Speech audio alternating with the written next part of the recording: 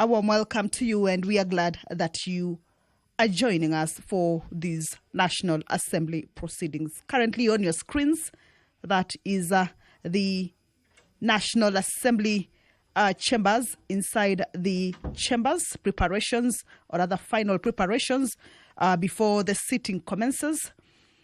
And as we wait for the members of the National Assembly to make their way into the chambers, of course, already some have already gotten into the chambers, but more will be joining for this particular sitting. We shall be taking a look at the business that is lined up for consideration this afternoon. There are motions that will be considered this afternoon, also bills that are at their second reading stage.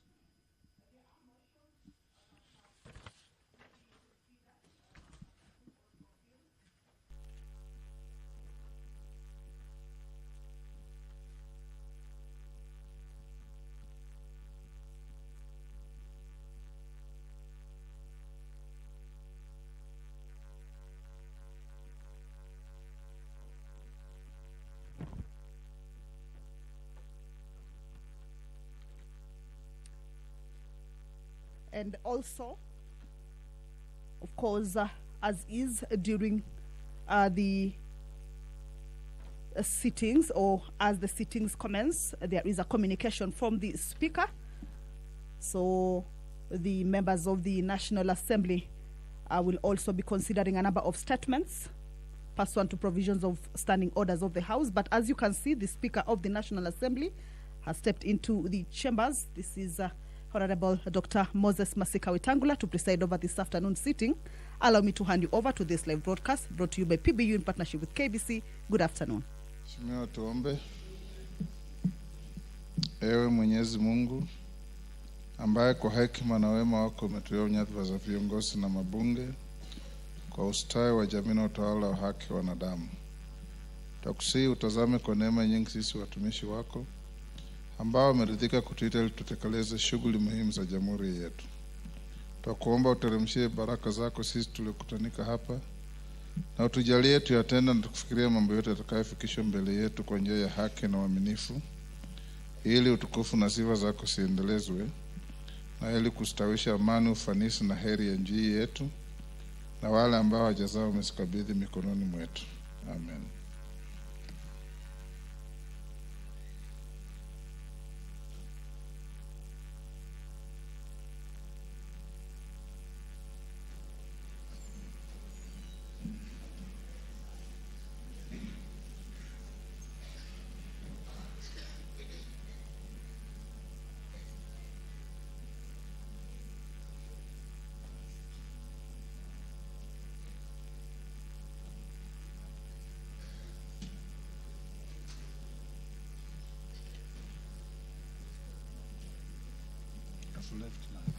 Sergeant, ring the quorum bell.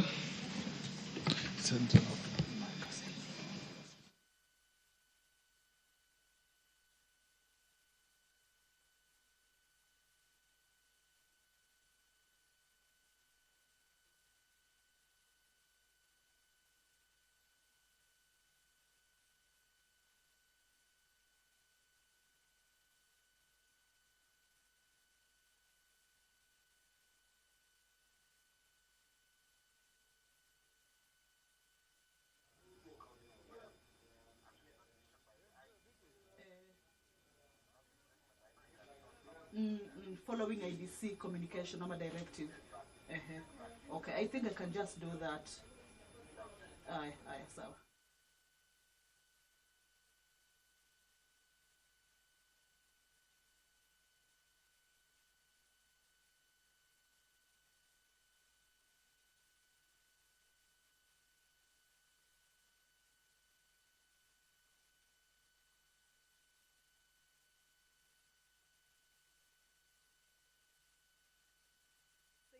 The chair taken. However, the House is facing a quorum hitch, and that has necessitated that particular quorum bell that is currently on for more members to make their way into the chambers. Once that quorum is achieved, we shall hand you over back to the proceedings of the House. This afternoon also, we, in the communication by the Speaker, we understand that the House, or there will be a swearing in of a new member of the National Assembly. This is Harold Kipchumba Kimuge, who has been nominated by the ODM party to replace Honorable John Mbadi, who moved to the cabinet. And this nomination has been effective, or is being effected, following the directive by the Independent Electoral and Boundaries Commission. So that is part of the business that we expect to be taking place inside the chambers. As you can see, more members making their way into the chamber. The prayer has been said and the chair taken, but we are waiting for the quorum to be raised. And of course, once that number is raised, then the House will, without any further delay, commence or kick off its business that is lined up for consideration this afternoon. Earlier on, I had indicated that there are motions and also bills at the second reading stage that will be taken into consideration. One of the motion is with regards to the second report on the status of implementation of the Constitution. This is by the Constitutional Implementation Oversight Committee. All right. Have quorum to transact business.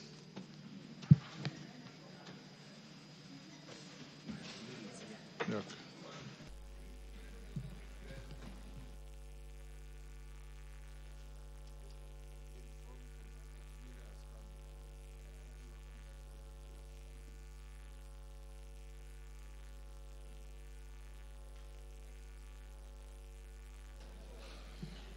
Yes, clerk.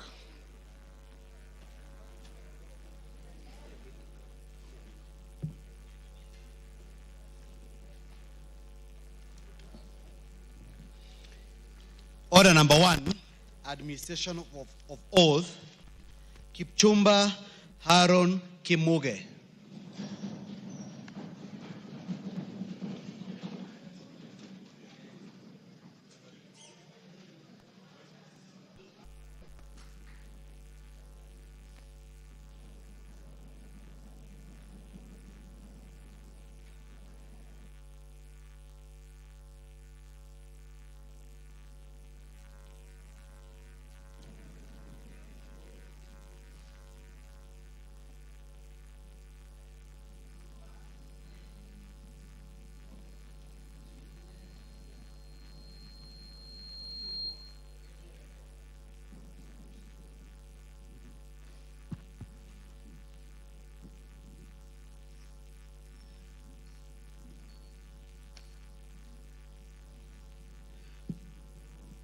Honorable Harold Kipchumba, you are here to take oath of office.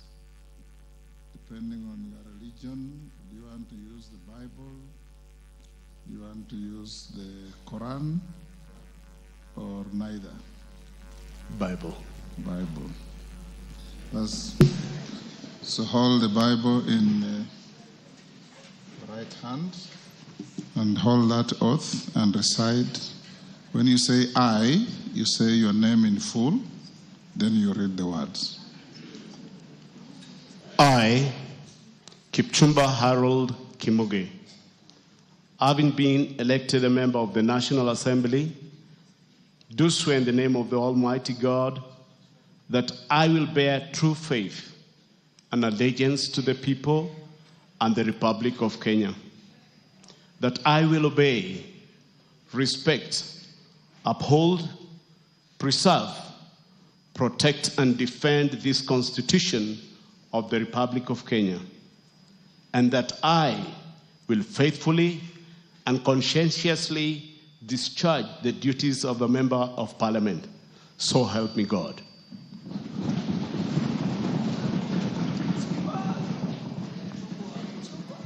Congratulations, Harold. You'll now sign the oath book.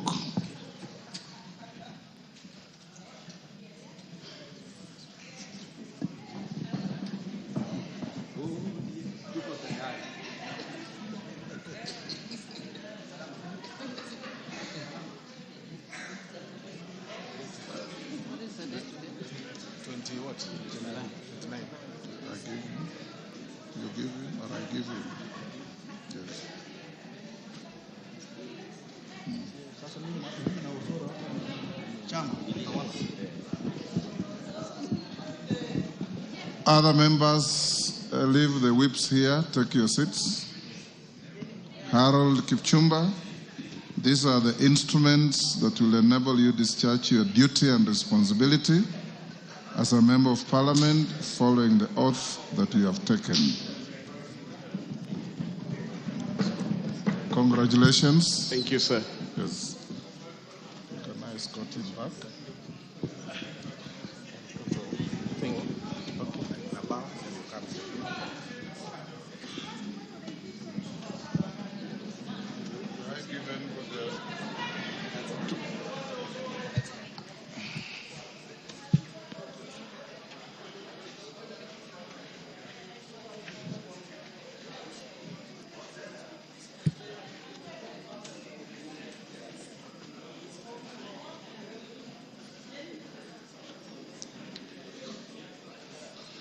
Thank you. Next order.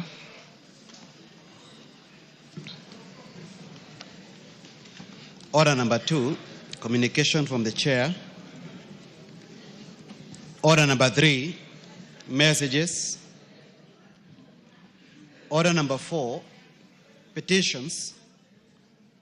Order number 5, papers. Majority Leader.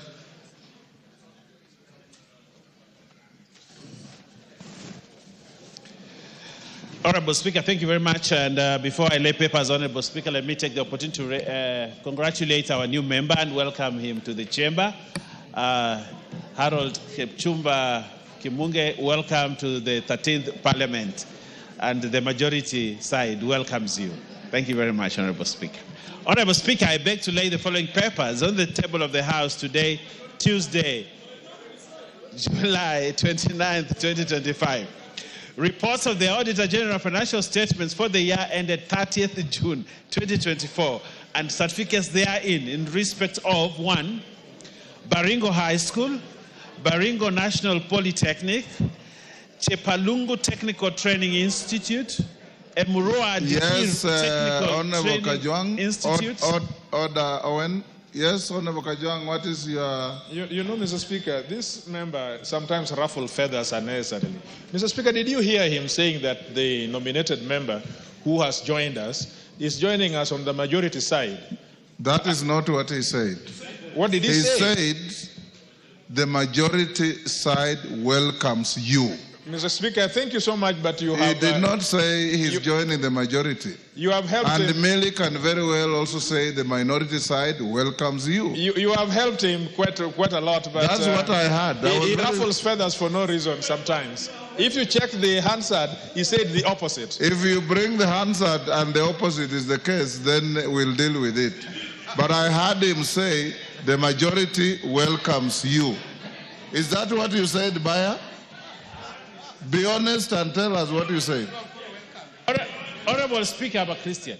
Honorable Speaker, I'm the grandson of an archdeacon of the Anglican Church. And my brother is the Bishop of Mombasa. And I can tell you, I said the majority side welcomes you. That is what I heard. Go on. Honorable Speaker, number 5, Kabianga High School. Number 6, Kaplong Girls High School. Number 7, Kipsigis Girls High School. Number 8, Konoin Technical Training Institute. Number 9, Moi Girls Isinya. Number 10, Najile Boys Secondary School. Number 11, Nakil Secondary School. Number 12, Nyambaria High School. Number 13, Olkejuado High School. Number 14, Ololaiser High School. Number 15, Osen Girls High School. Number 16, Sironga Girls High School. Number 17, SOT Technical Training Institute.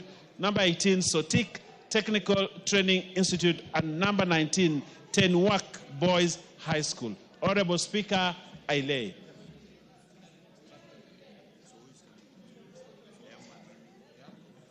Chairpersons, Special Funds Accounts Committee.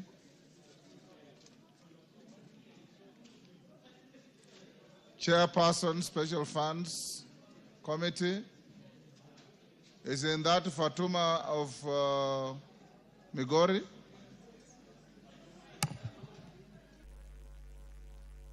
Fatuma.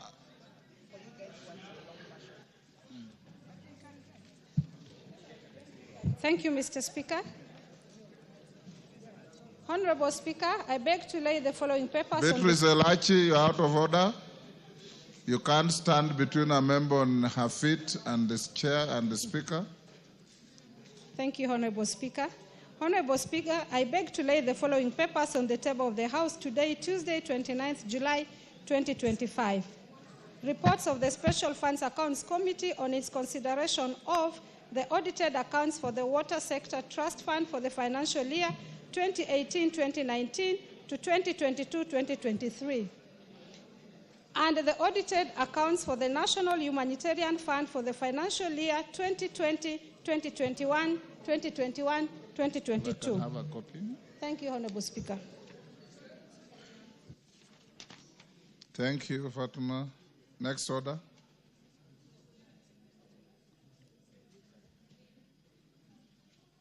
Next order. Order number 6, notices of motion. Chairperson, Constitution Implementation Oversight Committee. Karemba, isn't that you? Huh? Okay. Go to the next. Chairperson, Special Funds Accounts Committee. Fatuma. Thank you, Honorable Speaker. Honorable Speaker, I beg to give notice of the following motion, that this House adopts the report of the Special Funds Accounts Committee on its consideration of the audited accounts for the National Humanitarian Fund for the financial year 2020-2021 to 2021-2022, laid on the table of the House on Tuesday, 29th July 2025. Thank you, Honorable Speaker. You have left out one.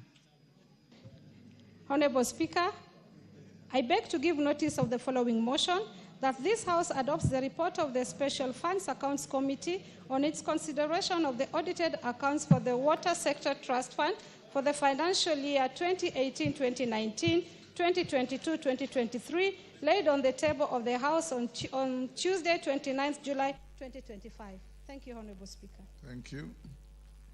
Karemba, do I understand that you are not ready? I'll be ready shortly. We'll do that tomorrow. Okay. It'll be available tomorrow morning. Next order.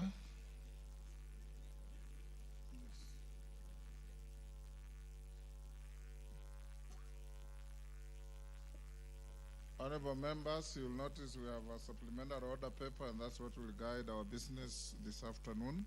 Next order. Order number 7, questions and statements.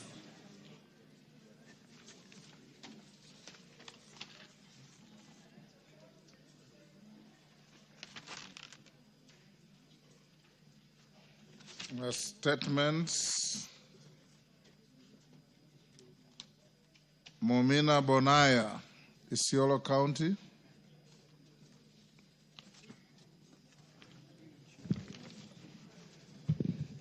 Thank you, Honorable Speaker. Request for a statement regarding the disappearance of Mr. Abdullahi Bonso Abdi. Honorable Speaker, pursuant to Standing Order 44-2C, I rise to request for a statement from the Chairperson of the Departmental Committee on Administration and Internal Security regarding the disappearance of Mr. Abdullahi Bonso Abdi. Honorable Speaker, Mr. Abdullahi Bonso of National ID number 233-74006 was reportedly abducted along the Kina-Kulamawe Road on Friday, 9 May 2025 under unclear circumstances. The incident was reported at Kina Police Station on 12 May 2025 under occurrence book number 05/12/05/2025. His whereabouts remain unknown to date, a situation that has caused immense distress to his family and the broader community. Honorable Speaker, the inordinate delay by the security agencies to trace Mr. Bonso and reunite him with his family or charge him in a court of law in case of any offense committed raises concerns for his whereabouts. Honorable Speaker, it is against this backdrop that I request for a statement from the chairperson of the Departmental Committee on Administration and Internal Security on the following. 1. A comprehensive report on the circumstances leading to the disappearance of Mr.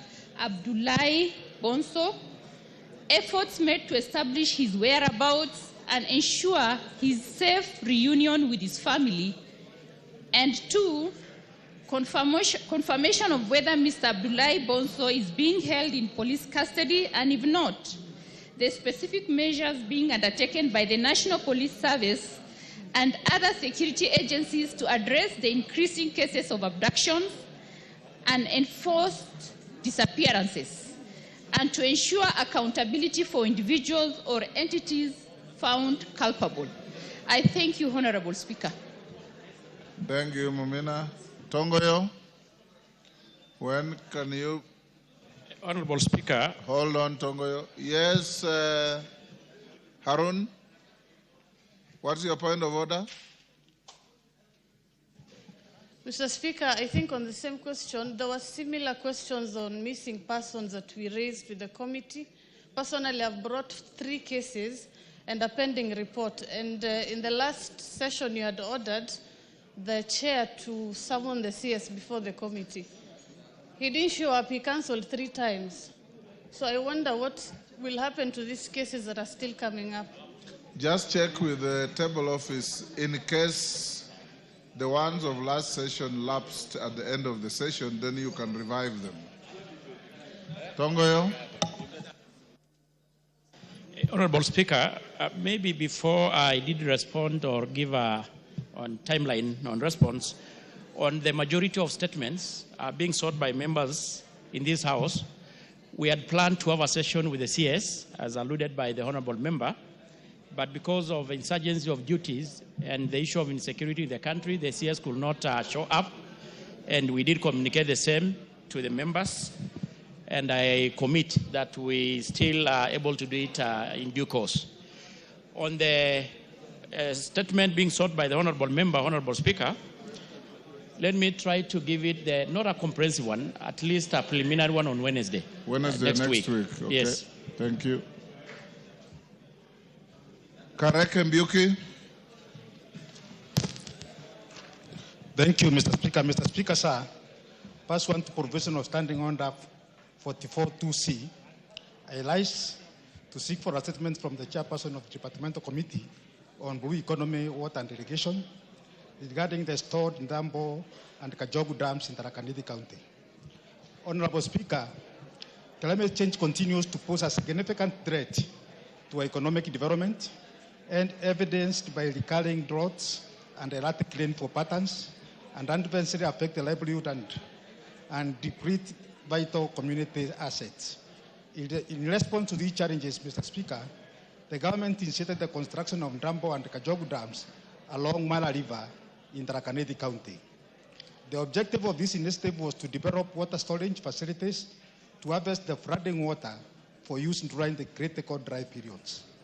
This was expected to enhance water security and stimulate the growth of water-dependent enterprises in the region, thereby supporting local economic development. Honorable Speaker, the construction work of the project commenced in 2020, and adequate funding for the implementation was appropriated by the National Assembly and dispersed to Tana Water Works Development Agency. However, the construction of both dams are since stalled, resulting in crushed hope for the residents of Tharaka Nithi County, particularly school-going children, persons with disabilities, and women who continue to face immense challenges in accessing clean and safe water.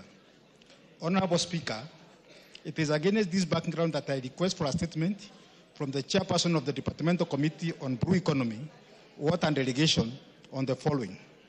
1, a report on the status of construction of Ndambo and Kajogu Dam, including the amount paid to each of the contractors procured to undertake the works and money disbursed by the Ministry of Water and Irrigation and Sanitation to the Tana Water Works Development Agencies for the project. And 2, the reason for the delay in completion of the construction of Ndambo and Kajogu dams and the expected timelines for the completion. I thank you, Mr. Speaker, sir.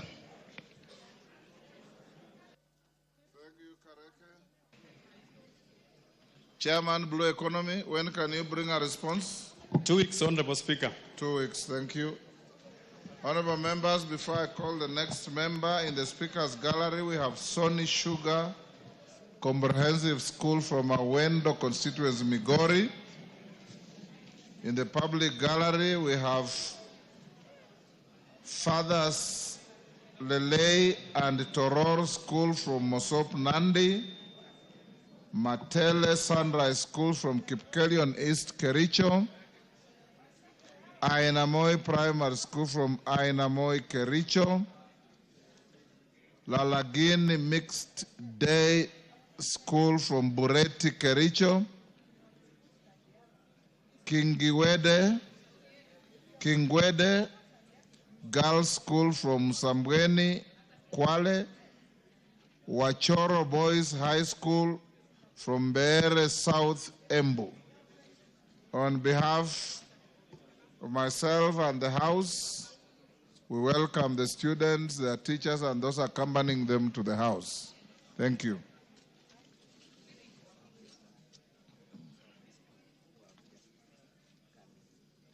Additionally, in the Speaker's Gallery, we have Milai Schools. It's not indicated from which county.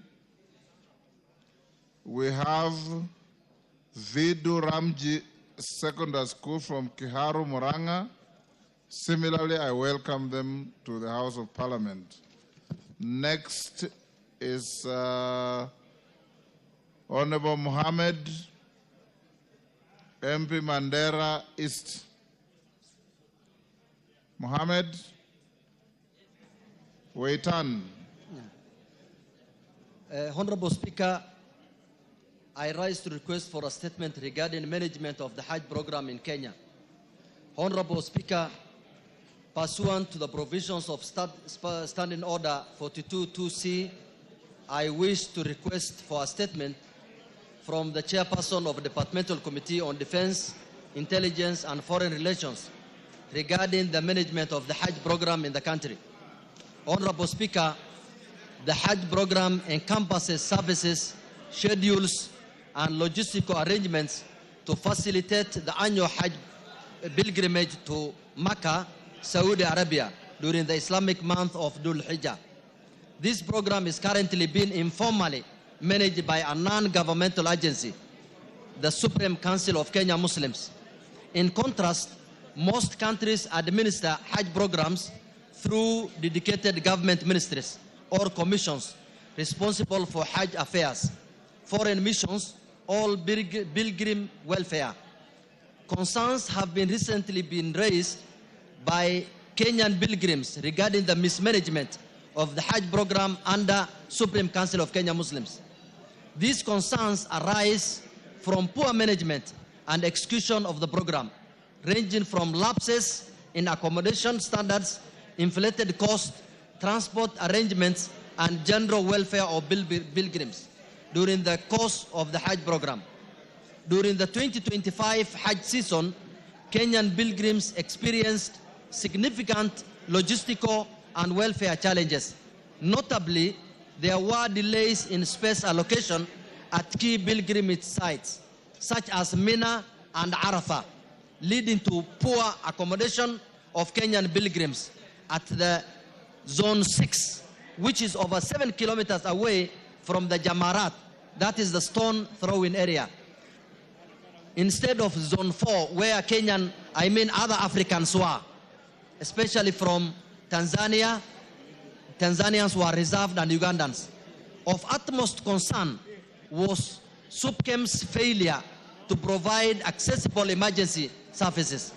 Despite the high cost charged, this situation has caused distress among Kenyan pilgrims and raises serious concerns about the safety and well-being of the pilgrims, as well as the need for government intervention in the matter. Honorable Speaker, it is against this background that I request for a statement from the chairperson of the Departmental Committee on Defense, Intelligence, and Foreign Relations on the following. 1, a report on the management of the Hajj program in Kenya, including a detailed account of the 2025 Hajj season. B, measures being undertaken by the Ministry of Foreign and Diaspora Affairs to ensure that the welfare of Kenyan pilgrims is protected, particularly on the failure by SUPKEM to provide essential services to pilgrims while charging exorbitant facilitation fees.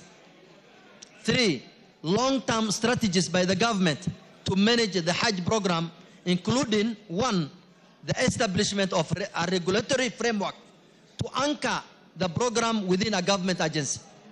2, oversight mechanisms to ensure the welfare of Kenyan pilgrims, including cost effectiveness in the administration of the program. 3, specific timelines for implementation of these reforms. I thank you, Honorable Speaker. Yes, Julius Sunguli. Mr. Speaker, the Islamic religion is a very important religion in this world. Every religion is important. And I was going to say so, Mr. Speaker. And we made a deliberate constitutional provision that Kenya will not necessarily pay special attention to any religion. I wonder now, in the circumstances of our constitution, whether our colleague, who is a devoted Muslim in this country, can ask the government to anchor a religious activity in its in its programs. I think I'm asking it from a constitutional point of view because I have great respect to religion. I'm a Catholic, and I don't want to request that the government anchors my trip to Rome in its programs. Is it constitutional, Mr. Speaker? I approved that statement on the understanding that the issues being raised by the Honorable Waitan touch more on protocol issues other than religious issues. His concern was the mismanagement of Kenyan pilgrims by SUPKEM and other related bodies in failing or neglecting to make proper arrangements for our pilgrims who go at their cost. The state doesn't pay for them. When they arrive in Saudi, they are treated as pilgrims from Kenya, not as pilgrims generally. So being pilgrims from Kenya, the government has a duty with an embassy for which our taxes pay in Saudi Arabia to make protocol arrangements to give them security, comfort, and the ability to exercise their right to worship in the manner commensurate with the status of an adherence to any religion. So I wasn't, in my view, and I believe I'm right, Julius, elevating any religion above any other or giving any special treatment or attention to any religion. Any Kenyan, whether a Christian, a Muslim, an unbeliever, are entitled to state protection and protocol and facilities where necessary when they travel out of this country. Yes, Mama Zamzam. Asante sana Mheshimiwa Spika, na mimi niweze pia kuweza kumsupport ndugu yangu Mahmud kwa sababu Mheshimiwa Spika, mahujaji ambao wametoka hapa Kenya ni Wakenya ambao wamekwenda kule Maka kwenda kuhiji.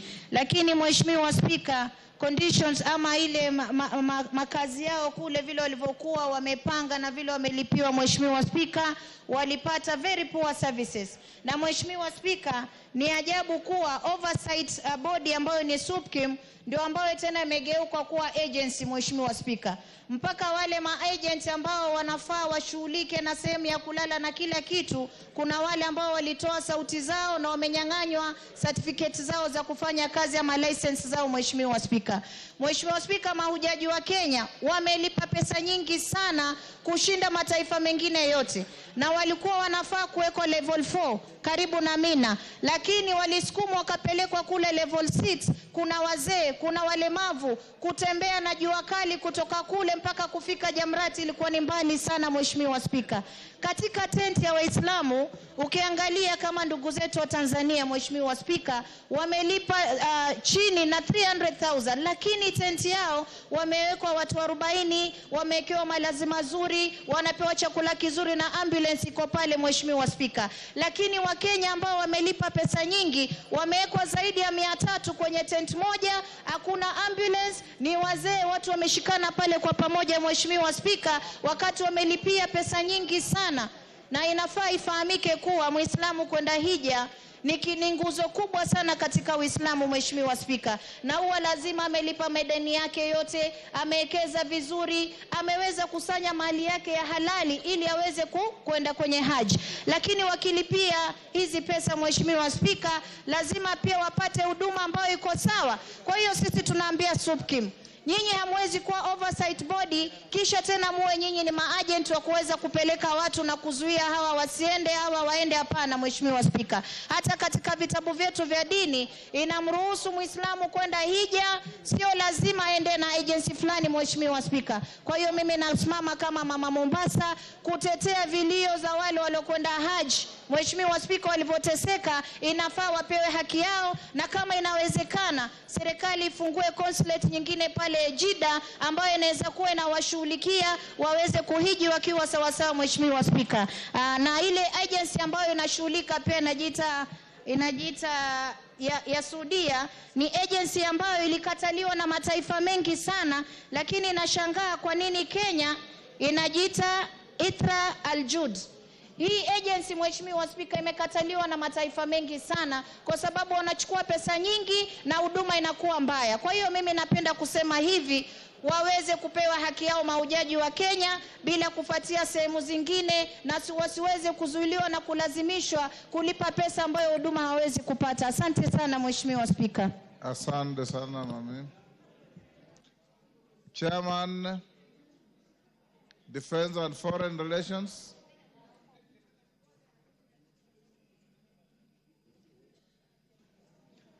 Thank you, Honorable Speaker, and you well guided that this is a matter of protocol and welfare to the Kenyan pilgrims out there, and it's a weighty matter. And for purpose of information to the Honorable for Mombasa, is that we already have a consulate in Jeddah already, and which is fully operational and has been of assistance.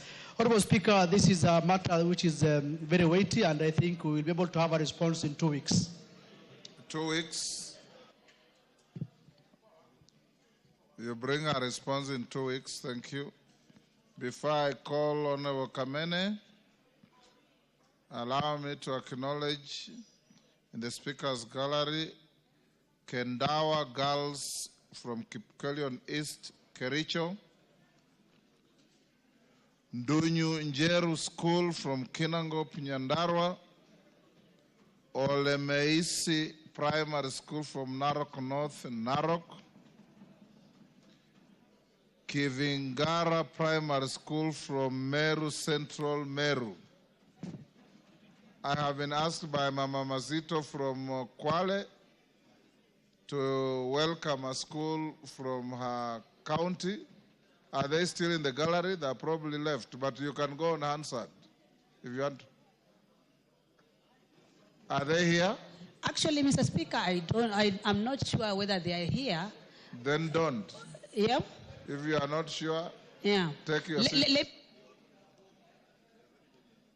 If you are not sure, take your seat. Give her the mic. There's another school which is also coming, Mazeras. Then I'll speak about that one. You want to welcome them before they arrive? No, I can't. I want them to be here. Okay. Thank you, Mr. Speaker. Kirima.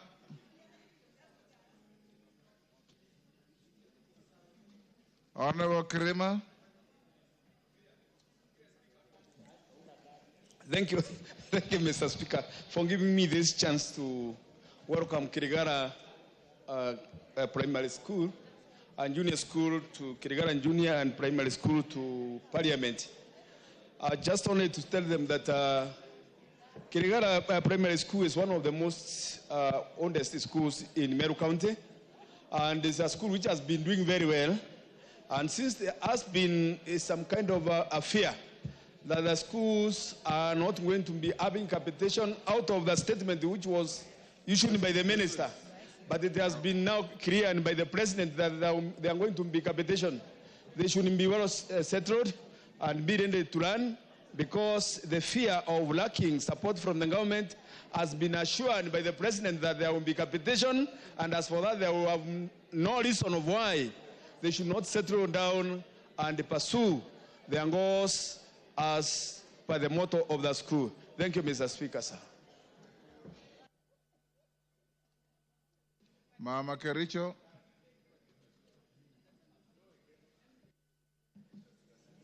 Thank you, Speaker, for giving me this opportunity to welcome students who have come to this parliament, and especially from Gedawa girls. I want to tell the girls this is a very good place where you can be in future. I want to encourage them to work very hard. This is a very good school. The girls are disciplined, working very hard, and I want to ask them to be focused, and one day they will be in this house. Even as they continue with their studies, looking forward to the exams, I wish them very well, and the Lord bless them. Thank you, Mr. Speaker. Thank you, Beatrice. Joyce Kamene, Member Machakos County. Thank you, Mr. Speaker.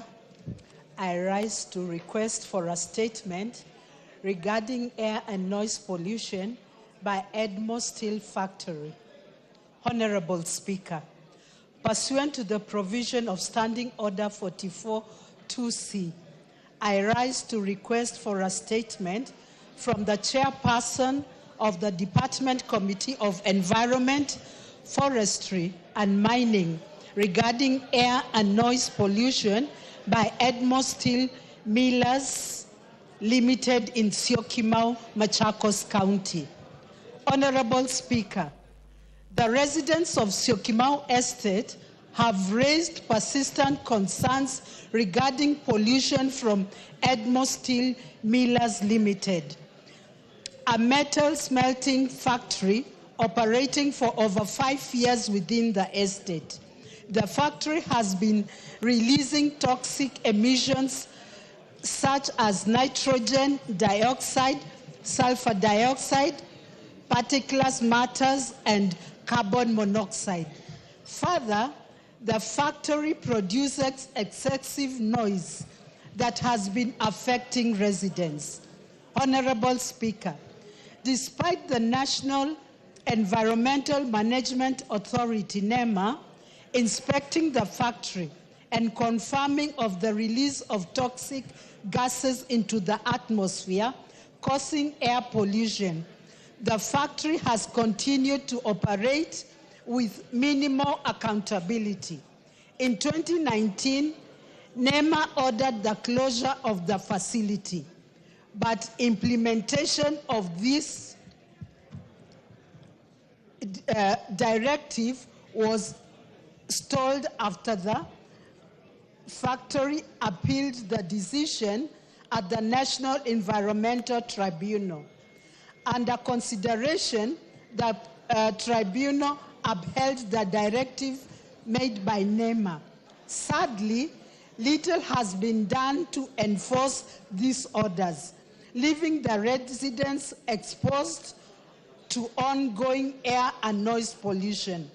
Honorable Speaker, it is against this background that I request for a statement from the chairperson of the Departmental Committee of Environment, Forestry and Mining on the following.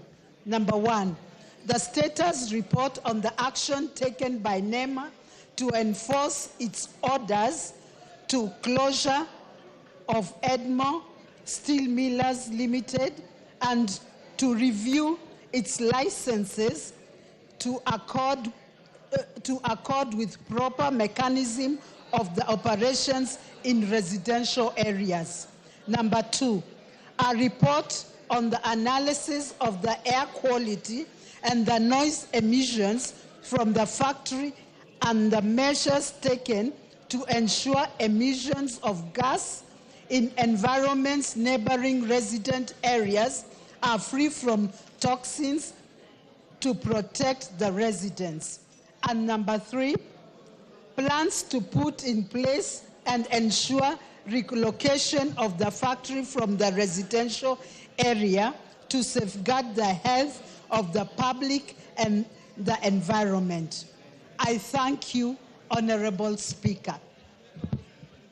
Thank you, Honorable Kamene. Chair, Environment. Honorable Speaker, 2 weeks? Yes, Kawaya, 2 weeks? Yes. Thank you, 2 weeks. Next order. Order number 8, motion, consideration of second report on the status of implementation of the Constitution, question to be put. Order, members on their feet, take your seats.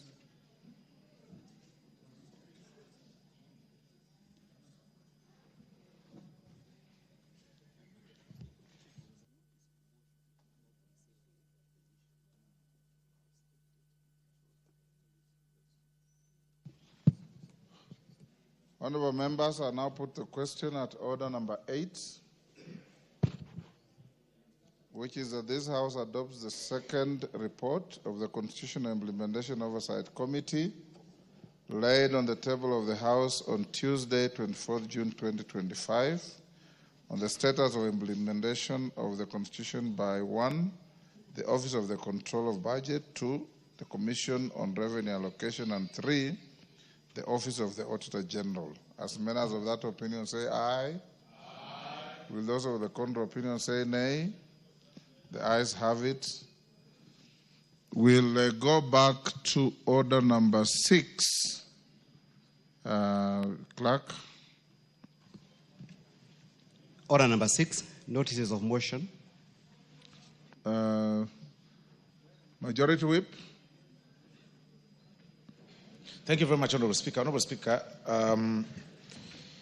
decision of a resolution of the House, I beg to give notice of the following motion, Honorable Speaker, that pursuant to the provisions of Standing Order number 49.2a, this House resolves to rescind its decision of Thursday, 24th July 2025, relating to the second reading of the Election of Essence Amendment number 2 Bill, and that is Senate Bill number 28 of 2024. And I beg to move and ask the Honorable Millie Odhiambo, the Minority Party Whip, to second. Okay. Thank you, Mr. Speaker. I second. Was it a notice? Yes. Okay. Next, order number 9. Order number 9, motion, further changes to committee membership. Chairperson, Committee on Selection. Osoro. Thank you very much, Honorable Speaker. Honorable Speaker, that further to the resolutions of this House on Wednesday, 5th March 2025, and Thursday, 6th March 2025, appointing members to the various committees and pursuant to the provisions of Standing Order number 175, this House further approves the appointment of the following members, Honorable Speaker, to the respective committees as specified herein under. Honorable Speaker, in the Departmental Committee on Blue Economy, Water and Irrigation, the Honorable Muiruri Mudhama Stanley, MP, is to replace the Honorable Chepkonyi Charity Kadhambi, MP. The Honorable Dr. Osogo Bensuda Joyce Atieno, MP, is to fill a slot previously held by the late Honorable Were Charles Ongondo. In the Departmental Committee on Labor, the Honorable Njoroge Mary Wamaua, MP, is to replace the Honorable Chelule Liza Chepkorir, MP. In the Departmental Committee on Regional Development, the Honorable Chelule Liza Chepkorir, MP, is to replace the Honorable Otucho Mary Emase, MP.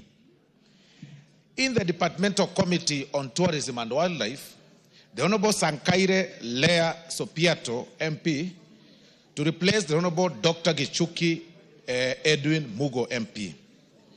In the Departmental Committee on Trade, Industry, and Cooperatives, the Honorable Buire John Okano, MP, is to fill the slot previously held by the Honorable Ruku Geoffrey Kiringa, who has since moved to the executive to serve as CS. Under the Constitutional Implementation Oversight Committee, Honorable Speaker, the Honorable Mbai Nimrod Bidhuka, MP, is to replace the Honorable Karemba Eric Muchangi, CBS MP.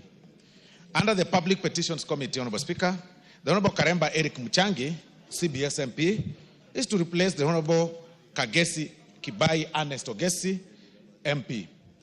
And in the same breath, under the Public Petitions Committee, Honorable Speaker, the Honorable Twiga Patrick Monene, MP, is to replace the Honorable Mbai Nimrod Bidhuka, MP. In the Committee on Implementation, the Honorable Chepkwony Charity Kadhambi, MP,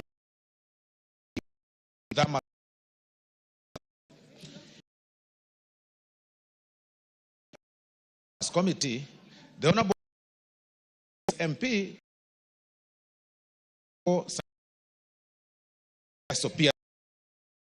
under the Budget and Appropriation Committee, Honorable Speaker, Honorable Dr. Mugo, MP, Honorable MP. On power, the Honorable Jane Jerry, the Honorable Buire John Okano, MP, and Shakil, Speaker,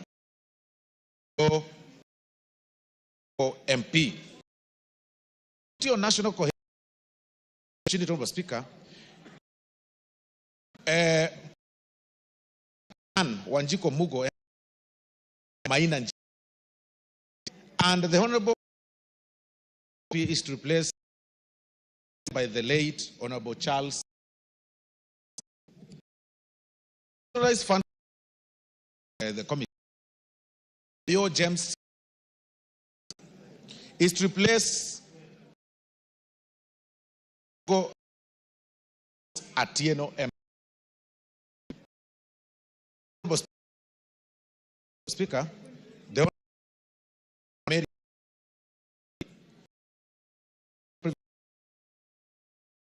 free karaoke. Honorable Speaker, that several changes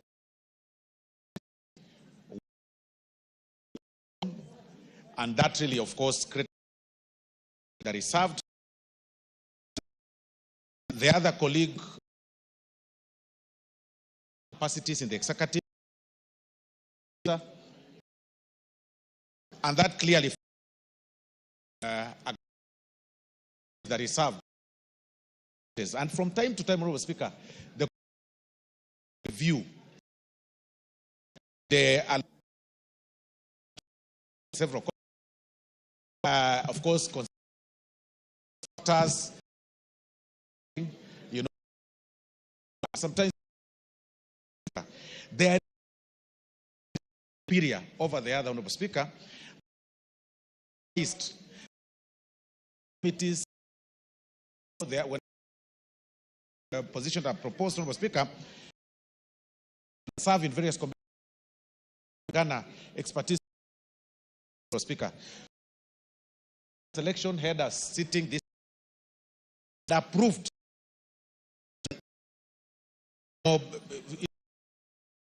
you know, enjoying Honorable Speaker and working towards term and allocate members so that they can be able to, learn. But instead, or review again, you know that seats that are vacant are yet to be announced, and other factors, members that also need, that there are some members that still do not have serving opportunities to be reviewed again in another.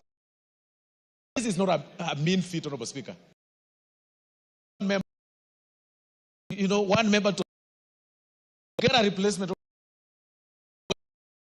You move a member from this committee, the region, gender, of and all those other things, and many other factors, Honorable Speaker. So, advice to serve in the and Honorable Speaker, I beg to move, and I ask Diambo to second.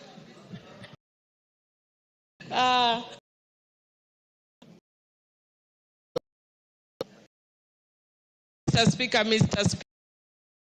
and to Speaker, just want to a majority. Indeed, when we have this to ensure the spaces that were in our case, you find the case of who are now unfortunately slot is also to ensure balance, but also that have could be used in. So, Mr. Speaker, we know from it's because of expertise in law in another committee. There are certain skills in virtually any committee. As a lawyer committee, if it's an economy, including the catering committee, people with the catering. Mr. Speaker, I beg to second. Take your seats.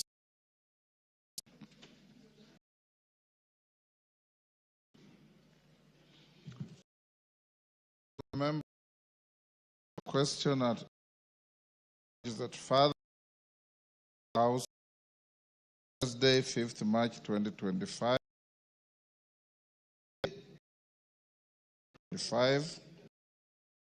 Refers to various and pursuant to the provision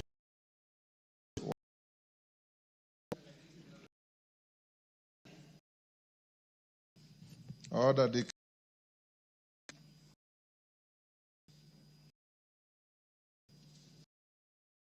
provision of further approves the appointment to the respective committees as under. Departmental Committee on the Honorable Thomas Stanley, MP. Dr. to fill the late Werech. Departmental Committee on Labor, Maua MP to replace the Jeb. Departmental Committee on Regional Development, Jeb Korea, Tucho Mary. Departmental Committee on Tourism, the Honorable Sankai Relea, MP. On Trade, Industry and John Okano,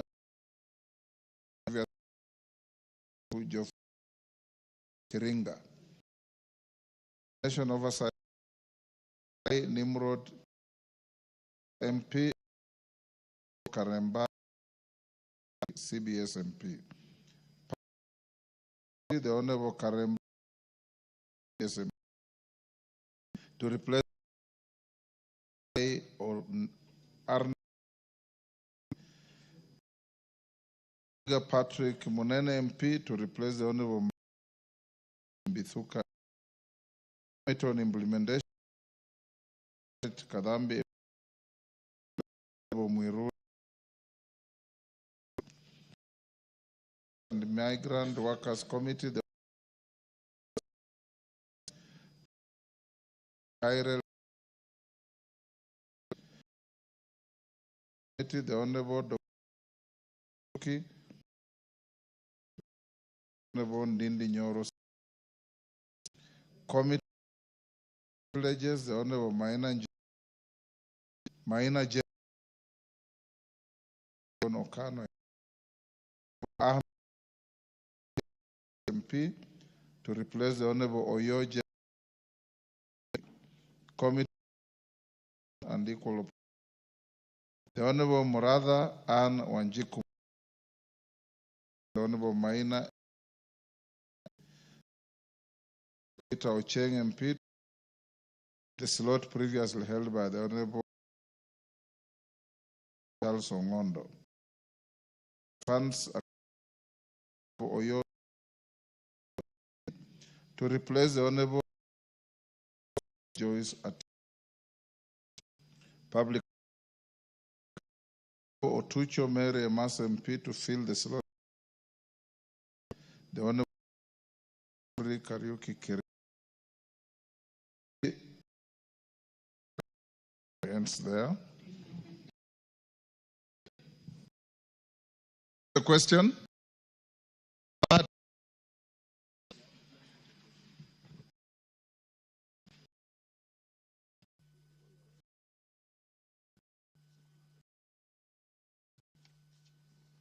Honorable members, I now put the question at order number 9, which is that further to the resolution of the House on Wednesday, 5th March 2025 and Thursday, 6th March 2025, appointing members to various committees and pursuant to the provisions of Standing Order 175, this House further approves the appointment of the following members to the respective committees as specified hereunder. Departmental Committee on Blue Economy, Water and Irrigation, the Honorable Mwiruri Mudhama Stanley MP to replace the Honorable Chepkonyi Charity Gadambe MP. The Honorable Dr. Oso Atieno MP to fill the slot by the late Honorable Were Charles Ongondo. Departmental Committee on Labor, the Honorable Njoroge Mary Wamaua MP to replace the Honorable Chelule Liza Chepkorir MP. Committee on Regional Development, the Honorable Chelule Liza Chepkorir MP to replace the Honorable Otucho Mary Emasa MP. Departmental Committee on Tourism and Wildlife, the Honorable Sankaire Lea Sopiato MP to replace the Honorable Dr. Gichuki Edwin Mugo MP. Departmental Committee on Trade, Industry and Cooperatives, the Honorable Bwire John Okano MP to replace the slot previously held by the Honorable Ruku Geoffrey Kiringa. Constitution Implementation Oversight Committee, the Honorable Mbai Nimrod Bithuka MP to replace the Honorable Karemba Eric Muchangi CBS MP. Public Petitions Committee, the Honorable Karemba Eric Muchangi CBS MP to replace the Honorable Kagesi Kibai Ernest Ogesi MP. The Honorable Ntwika Patrick Munene MP to replace the Honorable Mbai Nimrod Bithuka MP. Committee on Implementation, the Honorable Chepkonyi Charity Gadambe MP to replace the Honorable Mwiruri Mudhama Stanley MP. Diaspora Affairs and Migrant Workers Committee, the Honorable Ndindi Nyoro CBS MP to replace the Honorable Sankaire Lea Sopiato MP. Budget and Appropriations Committee, the Honorable Dr. Mugo Edwin Gishuke MP to replace the Honorable Ndindi Nyoro CBS MP. Committee on Powers and Privileges, the Honorable Maina Jane Jere MP to replace the Honorable Bwire John Okana MP, the Honorable Ahmed Shakil Shabir CBS MP to replace the Honorable Oyo James Onyango MP. Committee on National Cohesion and Equal Opportunity, the Honorable Murada Ann Wanjiku Mugo MP to replace the Honorable Maina Jane Njeri MP. The Honorable Orero Peter Ocheng MP to replace the slot previously held by the late Honorable Were Charles Ongondo.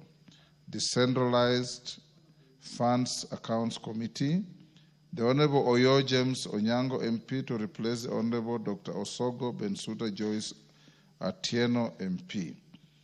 Public Accounts Committee, the Honorable Otucho Mary Mase MP to fill the slot previously held by the Honorable Ruku Geoffrey Kariuki Keringa MP. As members of that opinion say aye. Will those of the contrary opinion say nay? The ayes have it. Next order. Oh, before the next order, hold on, members. I want to acknowledge in the public gallery Mazera's boys from Kinango Kwale, Talai Academy from Ainabkoi Wasingishu. In the speaker's gallery, Uku Primary School from Saudi Menti Meru, Moi Siongiroi girls from Chepalungu, Bometi. I've been asked by my Mamasito, Fatuma. Now you can welcome your Mazera school. Basi asante sana Mheshimiwa Spika kwa kunipatia fursa hii ya kuweza kuwakaribisha wanafunzi kutoka shule ya upili Kwale County, Kinango, kata ndogo ya Kinango. Mheshimiwa Spika, leo nimefurahi sana kuona wanafunzi kwa mara ya kwanza wanafunzi kutoka kaunti ya Kwale wameweza kutembea katika bunge hili la kitaifa. Niwaambie wanafunzi karibuni sana kutoka Mazeras, na hili ndio lile bunge ambalo wabunge wenu tunaketi kutengeneza sheria. Kitu tu nitawaambia wanafunzi Mheshimiwa Spika ni watilie maanani sana mambo ya elimu. Elimu pekee ndio inaweza kutofautisha mtoto wa maskini na mtoto wa tajiri. Na elimu pekee ndio chombo cha kuweza kubadilisha maisha ya binadamu. Vijana mlioko hapa, najua mna wakati mgumu, mnaona hivyo wakati mnapitia katika zile ugumu wa masomo. Lakini ni kipindi kifupi sana ambacho mtakwenda na mtapita na mtakuwa na maisha mazuri. Na elimu peke yake ndio akiba ya maisha ya binadamu ambayo haiozi katika maisha yako. Na wazazi wenu wanatumia pesa nyingi sana kuhakikisha nyinyi mnapata elimu bora. Sio kwamba wazazi hawataki kujenga majumba mazuri, sio kwamba wazazi hawataki kwenda kutembea holiday mahali, lakini ni kwa sababu kila mzazi anataka kuona mtoto wake amepata elimu bora. Mheshimiwa Spika, leo nimefurahi sana, nimesema kwa mara ya kwanza kuona wanafunzi kutoka Kwale County, Mazeras, vijana wa Mazeras Boys, karibuni sana hapa bunge la kitaifa na hapa Nairobi. Walimu tu mchunge, Nairobi ni jiji la wajanja. Muwe makini sana na watoto wetu. Asanteni sana. Asante sana Mheshimiwa Spika kwa kunipatia fursa hii. Honorable Mandazi.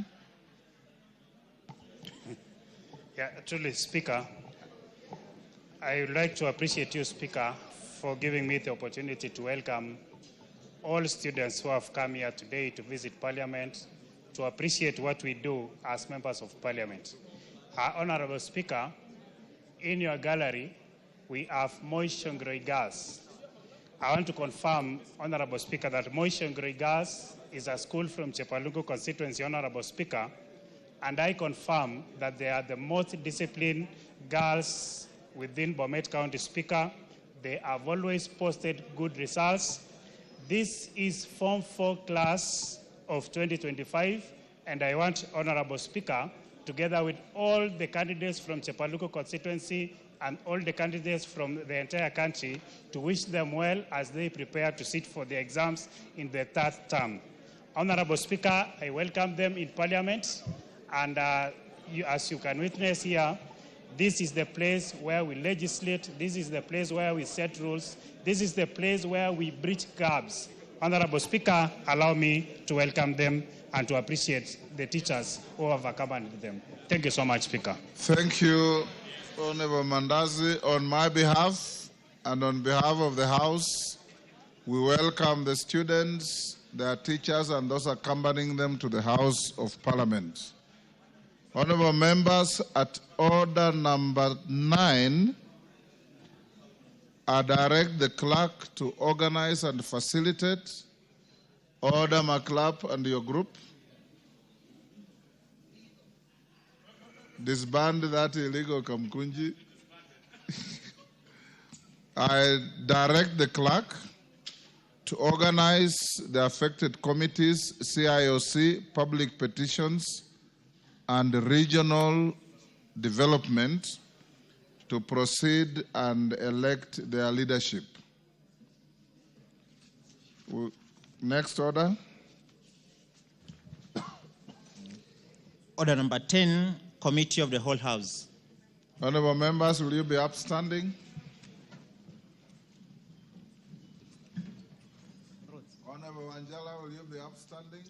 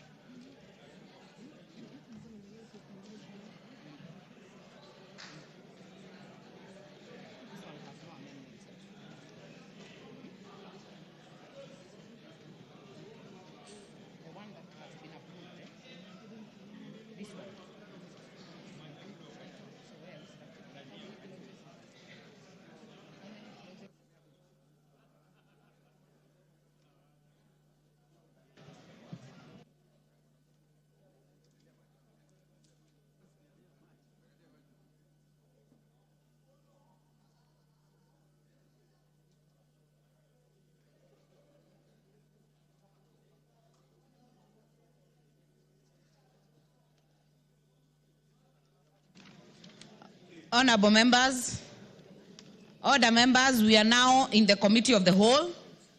We shall start with the Kenya Roads Amendment Bill number 2, National Assembly Bill of 16 of 2025. Clause 2.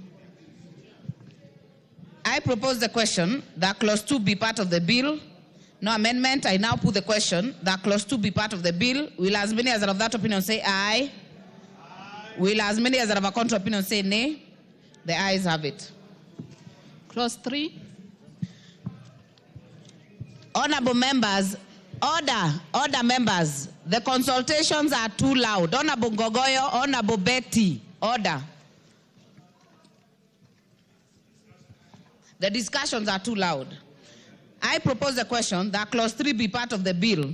I now put the question that Clause 3 be part of the bill. Will as many as are of that opinion say aye? Will as many as are of a contrary opinion say nay? The ayes have it. New Clause 3A.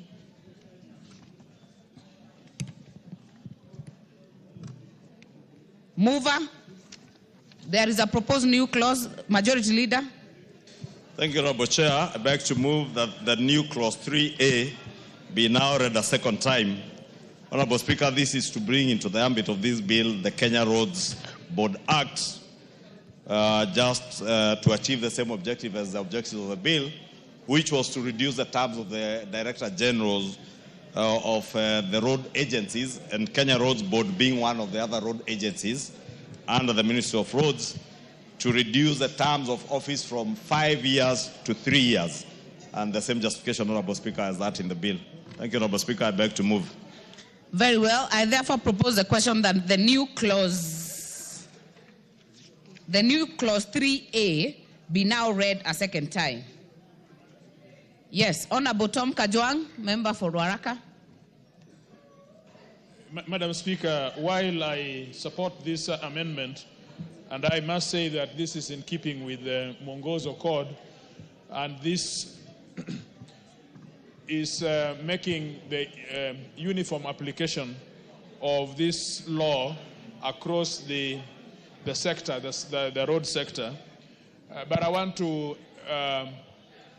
encourage the majority leader to bring amendments to Section 6 of State Corporations Act so that therefore be consistent with the legislation we are looking at. Madam Speaker, in that legislation, the board has the discretion to appoint a member of the board for up to 5 years. A DG is a director. And so if he's given the 5 years, then there is a conflict, internal conflict between that act and the law that we are looking at. And so I would want, may I have the attention of the majority leader? If I would have the attention of the members. Honorable Makilap. And the lady between you. The member on the floor is really trying to address the majority leader. The consultations are too loud. Honorable Meli, break up the Kamukunji. Thank you. Yeah, because I hope the standing orders are still that when we are on session, there shouldn't be a member between you and the person that we are addressing. So I just want to encourage the majority leader that you need to bring amendments to Section 6 of the States Corporations Act so that this is consistent with the law across. I think you let me support. Thank you. Very well. Honorable Elachi, are you on this one? Okay. I will therefore put the question that the new clause 3A be now read a second time. Will as many as are of that opinion say aye? Will as many as are of a contrary opinion say nay? The ayes have it. I now propose the question that the new clause 3A be part of the bill. I now put the question that new clause 3A be part of the bill. Will as many as are of that opinion say aye? Will as many as are of a contrary opinion say nay? The ayes have it. Title. I propose the question that the title be the title of the bill. I now put the question that the title be the title of the bill. Will as many as are of that opinion say aye? Will as many as are of a contrary opinion say nay? The ayes have it. Clause 1. I propose the question that clause 1 be part of the bill. I now put the question that clause 1 be part of the bill. Will as many as are of that opinion say aye? Will as many as are of a contrary opinion say nay? The ayes have it. We are done with that bill. Mover to move reporting. Thank you, Honorable Chairperson. And I beg to move that the committee do report to the House its consideration of the Kenya Roads Amendment Number 2 Bill, National Assembly Bill Number 16 of 2025, and its approval thereof with amendments. I put the question that the committee do report to the House its consideration of the Kenya Roads Amendment Bill Number 2 Bill, National Assembly Bill Number 16 of 2025, and its approval thereof with amendments.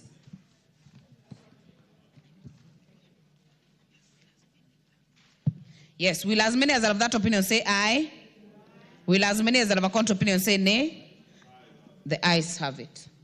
Honorable members, for convenience of the House, we will continue to the next bill, the County Public Finance Laws Amendment Bill, Senate Bill Number 39 of 2023. Clauses 2, 3, 4, 5, 6, 7, 8, and 9. Where are they? I propose the question that clauses 2, 3, 4, 5, 6, 7, 8, 9 be part of the bill. No amendments. I will now put the question that clauses 2, 3, 4, 5, 6, 7, 8, and 9 be part of the bill. Will as many as are of that opinion say aye? Will as many as are of a contrary opinion say nay? The ayes have it. Title. I propose the question that the title be the title of the bill. I put the question that the title be the title of the bill. Will as many as are of that opinion say aye? Will as many as are of a contrary opinion say nay? The ayes have it. Clause 1. I propose the question that clause 1 be part of the bill. I now put the question that clause 1 be part of the bill. Will as many as are of that opinion say aye? Will as many as are of a contrary opinion say nay? The ayes have it. I will now call the mover to move reporting.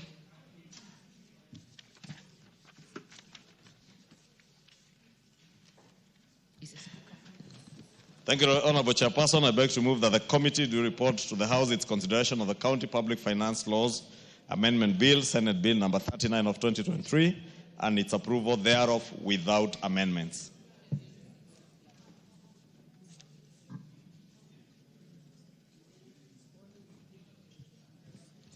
I therefore put the question, which is that the committee do report to the House its consideration of the County Public Finance Laws Amendment Bill, Senate Bill number 39 of 2023, and its approval thereof without amendments. As many as are of that opinion say aye. Aye. As many as are of a contrary opinion say nay. The ayes have it. So you now become the mover. Then I report.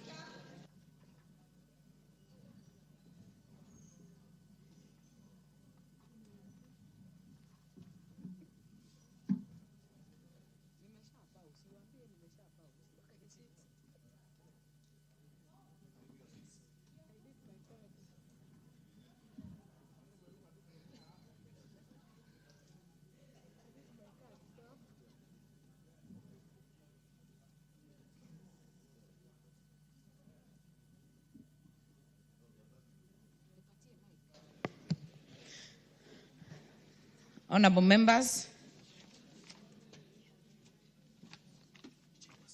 Chairperson. Okay. On Speaker, I beg to report that the Committee of the House, or the whole House, has considered the Kenya Roads Amendment Bill number 2, Bill, National Assembly Bill number 16 of 2025, and approved the same with amendments. Mover.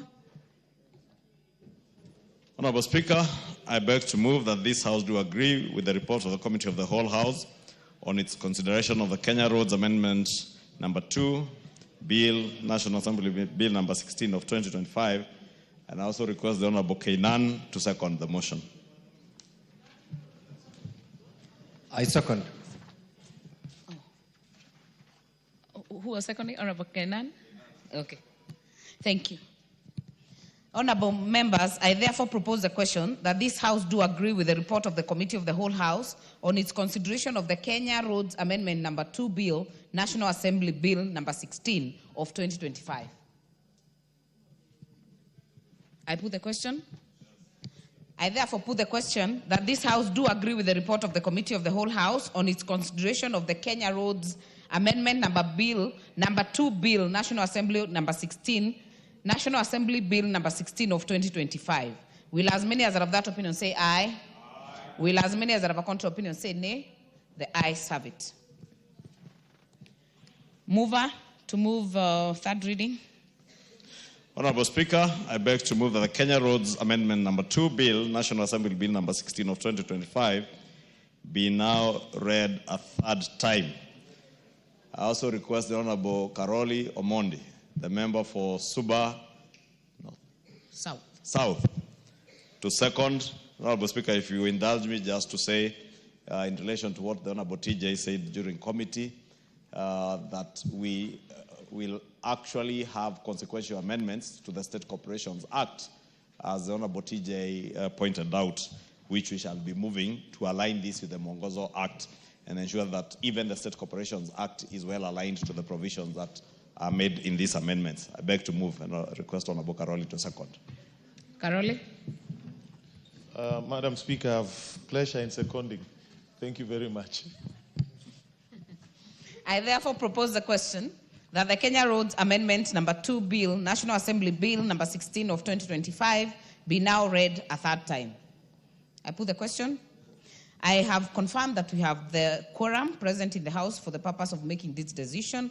I therefore put the question that the Kenya Roads Amendment Number 2 Bill, National Assembly Bill Number 16 of 2025, be now read a third time. Will as many as are of that opinion say aye? Aye. Will as many as are of a contrary opinion say nay? The ayes have it. Honorable Kasalu, a bill. When the speaker is on her feet, you don't move out of the House. You're totally out of order, but now you can move on. A bill for an act of parliament to amend the Kenya Roads Act. Chairperson.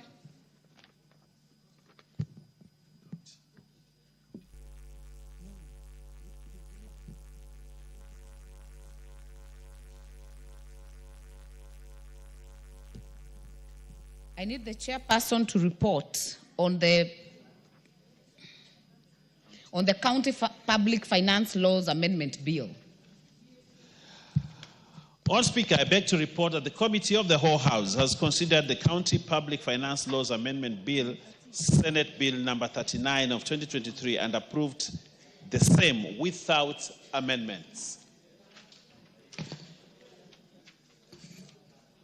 Mover.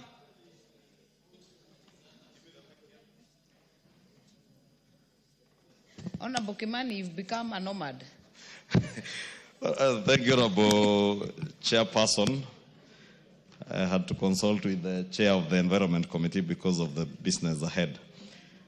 Honorable Speaker, I beg to move that the House do agree with the committee in the said report, and I also request the Honorable Toto Lynette to second the motion for agreement with the report of the Committee of the Whole House. Member for Bomet.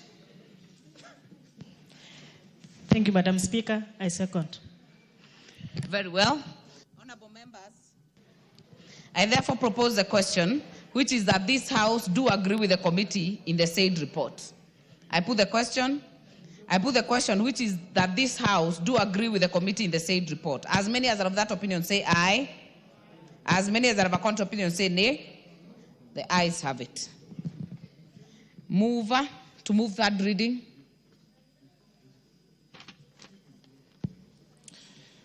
Honorable Speaker, I beg to move that the County Public Finance Laws Amendment Bill, Senate Bill number 39 of 2023, be now read a third time. I also request the member for Murang'a County, the Honorable Betty Njeri Maina, to second. Member for Murang'a. Thank you so much, Madam Speaker. I know the MP for Kikuyu has strong admiration for me, and I beg to second. I will not comment on the admiration, but allow me to propose a question, which is that the County Public Finance Laws Amendment Bill, Senate Bill number 39 of 2023, be now read a third time. May I put the question? I have confirmed we have the numbers. I therefore put the question, which is that the County Public Finance Laws Amendment Bill, Senate Bill number 39 of 2023, be now read a third time. As many as are of that opinion say aye. As many as are of a contrary opinion say nay. The ayes have it. A bill for an act of parliament to amend the County Assembly Services Act and the Public Finance Management Act and for connected purposes.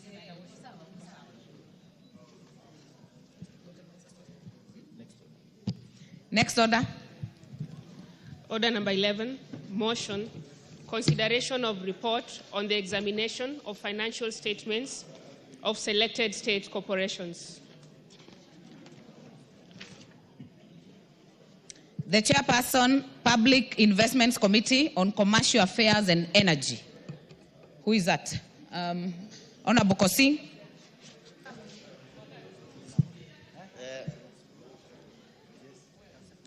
Thank you, Honorable Speaker.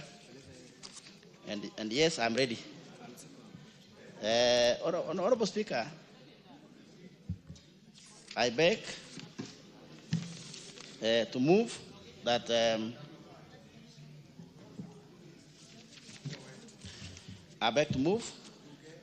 House adopts the report of the Public Investment Committee on Commercial Affairs and Energy, on the examination of the reports of the Auditor General, on the financial statement of selected state corporations, laid on the table of the House on Wednesday, 4th June 2025, Honorable Speaker. And in so doing, Honorable Speaker, and I thank you for giving me this opportunity, is to lay the foundation of this report. This is our second report, Honorable Speaker, which has the following selected state corporations. One, Honorable Speaker, we have National Water Harvesting as an organization, Honorable Speaker, that we examine their books.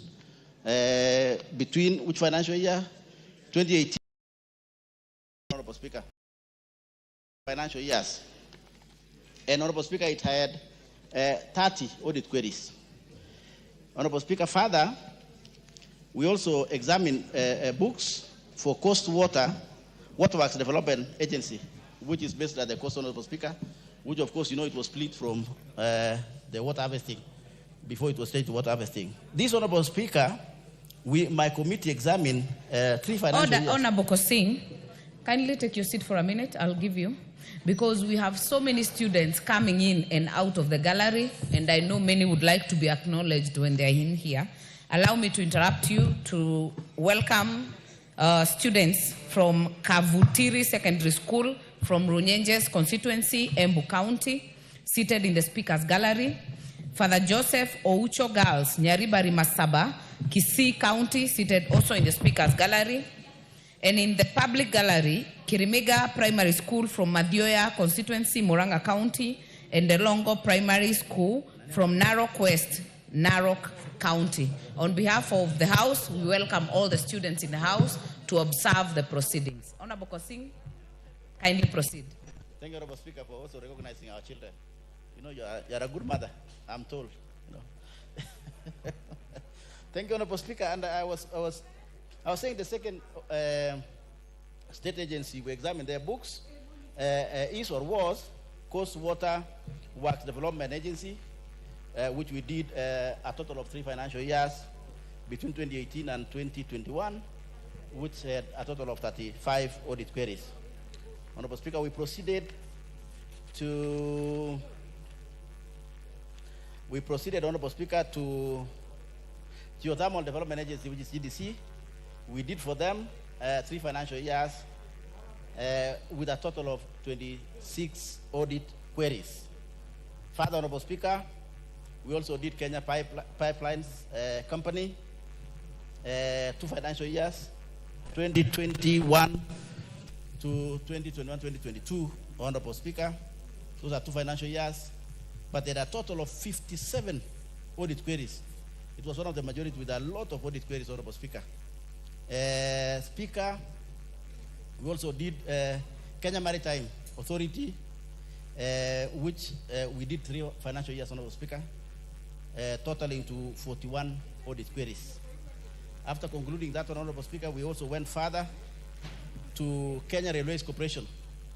And for them, we did 3 financial years with a total of 27 audit queries. In this report, Honorable Speaker, we have concluded this report, which is before you and before the House, with Information and Communication Authority, ICTA, which we would use, Honorable Speaker, to be ICT board, so the members can be able to follow. Honorable Speaker, we did for them 3 financial years, which had a total of 26 audit queries. In total, Honorable Madam Speaker, we did 7, this report has 7 state agencies with a total of 20 financial years, a total of 20 financial years. Speaker, you can imagine that, Honorable Madam Speaker. And audit queries, 242 audit queries that went through.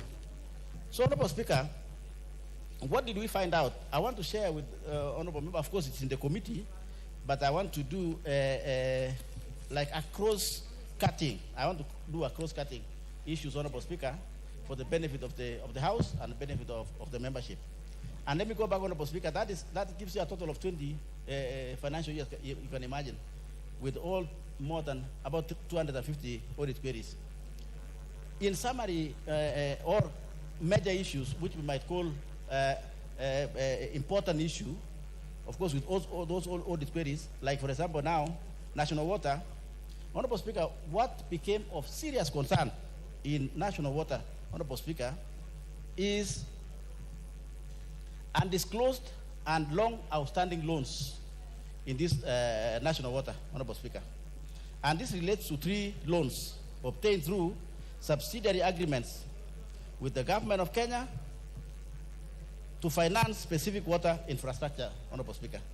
The Auditor General found out that there was a problem there in that audit, and this is National Water and Harvesting Authority, Honorable Speaker. Number 2, it was also relating, most audit queries in this organization related to delays and escalating costs in construction, specifically of a dam called Muruny Water Dam, Honorable Speaker, which is in my constituency.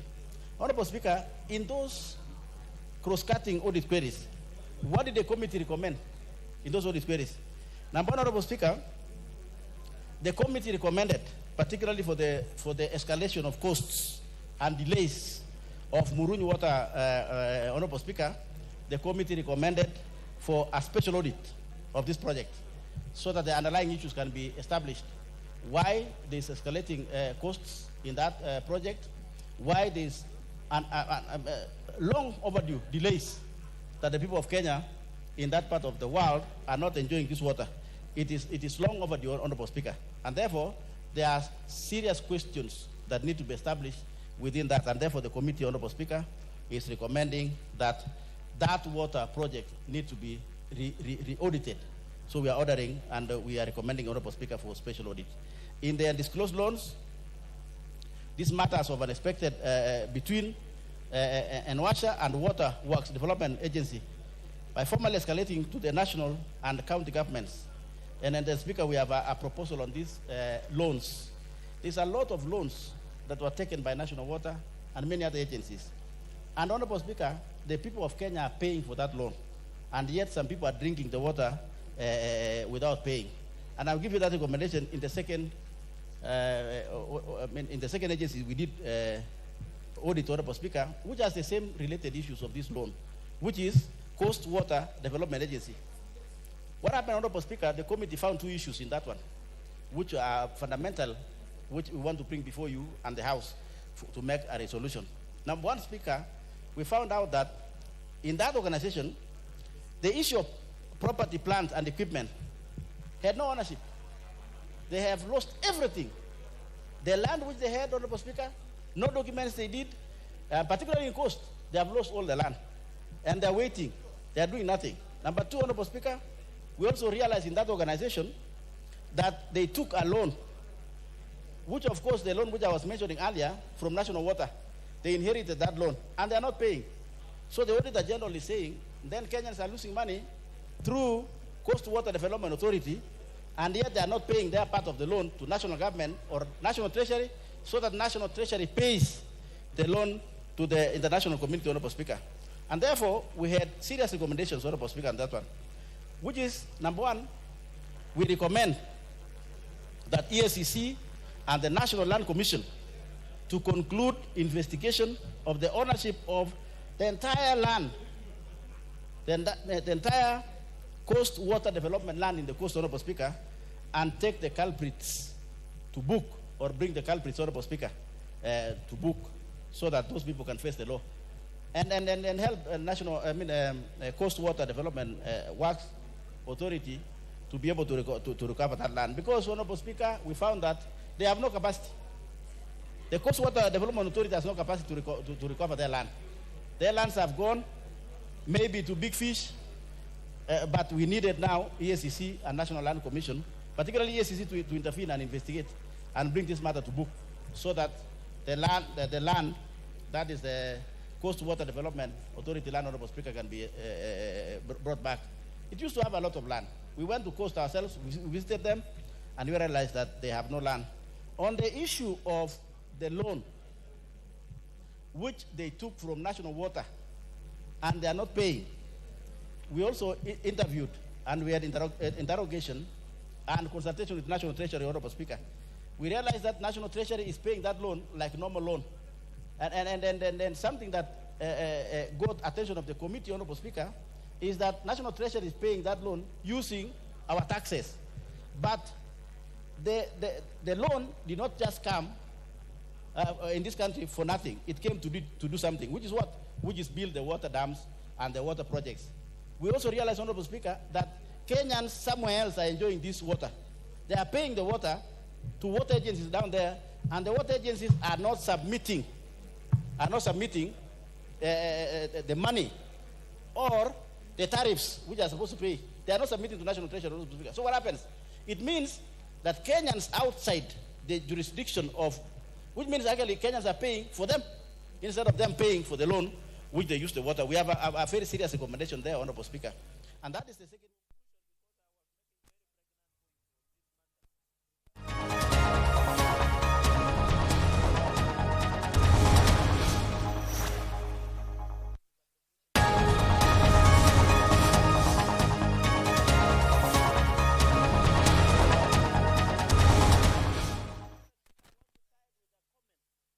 That we need also, you know, the CCM argued that they had power to designate accounting officers. Mr. Speaker, you and me, that when you are an acting officer in office, your power should be limited. And I think we need to amend the PMF Act that the CCM do not have power to appoint an acting accounting officers, because those people are prone to violating and abusing the Constitution, and you cannot hold them accountable because they were just acting. They can say we need to limit the powers of acting in offices, Mr. Speaker. Mr. Speaker, for the convenience of the House and with the respect of the House, Mr. Speaker, and with your indulgence, allow me to pen off by saying that this is a good motion.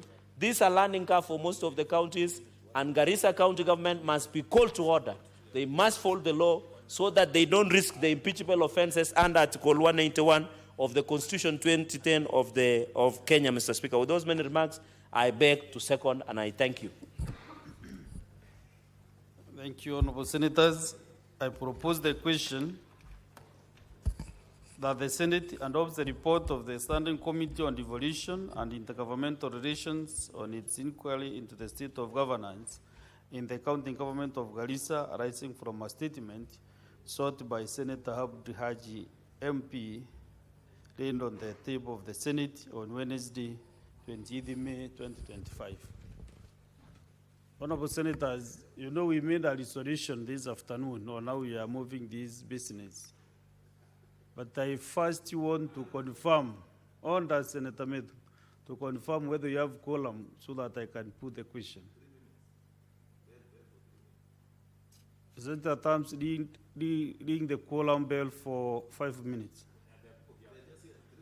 Once they come, then you can stop.